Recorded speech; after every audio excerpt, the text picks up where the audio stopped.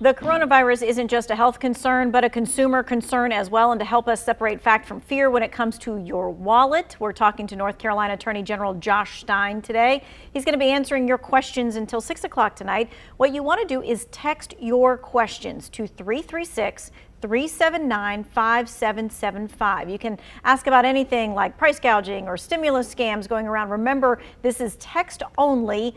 Do not call. Okay, let's start first and foremost with the fight against robocalls, because you saw a big victory just recently with the Supreme Court.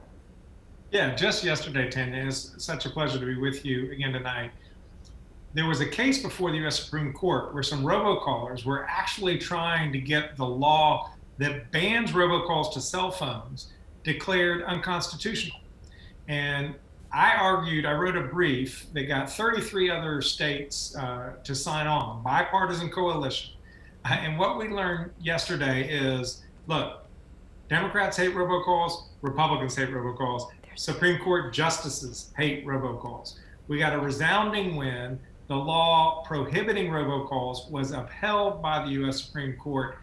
It's critical because that is the law we use to go after the lawbreakers, the scofflaws. And for instance, I'm in court in Texas against a guy who made 75 million robocalls into North Carolina. And our ability to get the court to shut him down depends on this law being upheld. Big win for consumers. Okay, so just in a nutshell, how did yesterday's ruling affect people's lives? Well, it actually kept the status quo in terms of giving me the authority to enforce the law against law-breaking robocallers.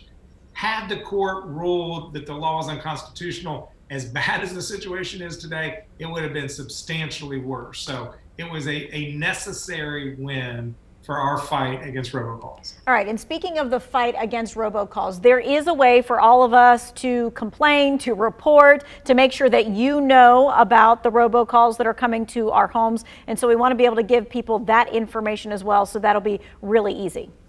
Yeah, we have a program called No Robo, and since we've been doing it at the beginning of the year, we've had almost 5,000 reports of robocalls. Last month, over 600 complaints. All you have to do is do two things. One, ncdoj.gov/NoRobo. That's the easiest way to file your report. Or you can call us, 844-8-NO-ROBO. ncdoj.gov/NoRobo or 844-8-NO-ROBO. When we hear from you about the calls that you're getting, it helps us to know who to go after and enforce the law against. We also share that information with our federal partners, the Federal Communications Commission and the Federal Trade Commission, so they can help prioritize their enforcement efforts as well. So if there are people at home who go, I am really sick of these robocalls, but I'm sure he knows about the person who's calling me at home, you would say, please let us know. Yeah. It helps us to know, is there a new type of scam that's happening that we haven't been educated about? Because when we learn from you what's going on, that enables me to go out and talk to your viewers and give speeches and put it on our website and issue email warnings about what is the latest scam. Because the thing about scammers is they always change the scam. They use whatever's happening in the news, wherever there is confusion, they try to exploit that moment to separate people from their money or their personal information, just like they're doing today with the coronavirus situation. Right. We have a couple of follow-up text questions about robocalls. This first person says, I know people hate robocalls, but what about robo text messages? Is there a way to stop getting those? Those are also illegal, and we would welcome folks giving us that information, reporting through the same ways I highlighted earlier. The challenge with all of this stuff is that it's very technologically complicated to go back and find out who the perpetrator is. It requires the cooperation of all the different phone companies to trace the call back from your phone to the phone company that handed it to them, to the phone company before that, to the phone company before that, to the originating carrier. We have put that demand, those expectations on the phone companies, and they are doing a much better job cooperating with law enforcement to aid us in our investigations.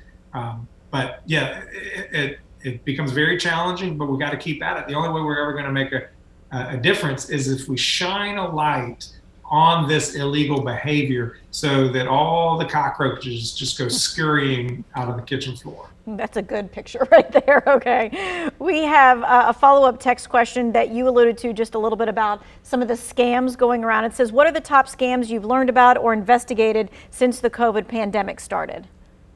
Well, there are many since the COVID pandemic. I would say the one that has been on our radar the most surrounds COVID tracing, contact tracing. Contact tracing is a really good thing. That's when you will hear from your local public health department that you have been in contact with somebody who has the virus. That way you know to get tested, to stay at home. That way we're slowing the spread of the infections. Scammers are out there posing as contact tracers, and they're doing this for a couple of reasons. One is they'll send a text and say, you have been in touch with somebody who has the virus, click this link. And it may be malware that they're using to put onto your computer so that they can steal personal information, financial information off of your hard drive. Or they'll say, I'm a contact tracer, you have been in touch with somebody, send me money, or give me your personal information, your health care, your health insurance number, or your bank account number. They'll come up with some twist to steal your information or your money. If you get a text, it will come from a particular number. The number is 45394.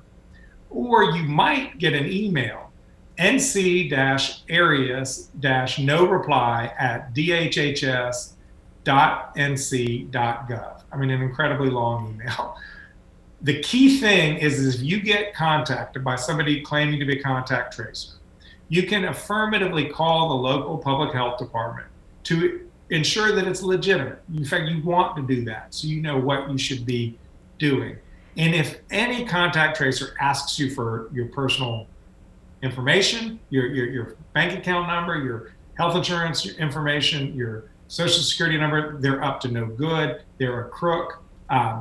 So stay away from those. Don't click links from anybody reaching out to you about contact tracing unless it comes from either the sources I just mentioned. And then here's another thing on contact tracing that the scammers are doing.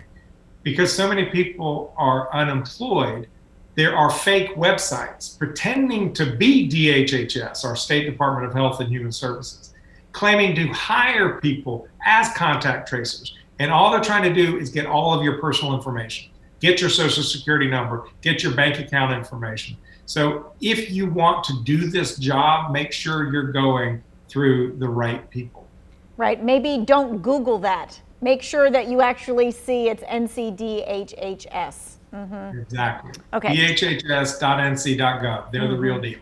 And we'll make sure that we have that on our website for you so that you'll know exactly what it looks like, just like we showed you that graphic there that showed you the text number and the email address that the contact tracing comes from as well.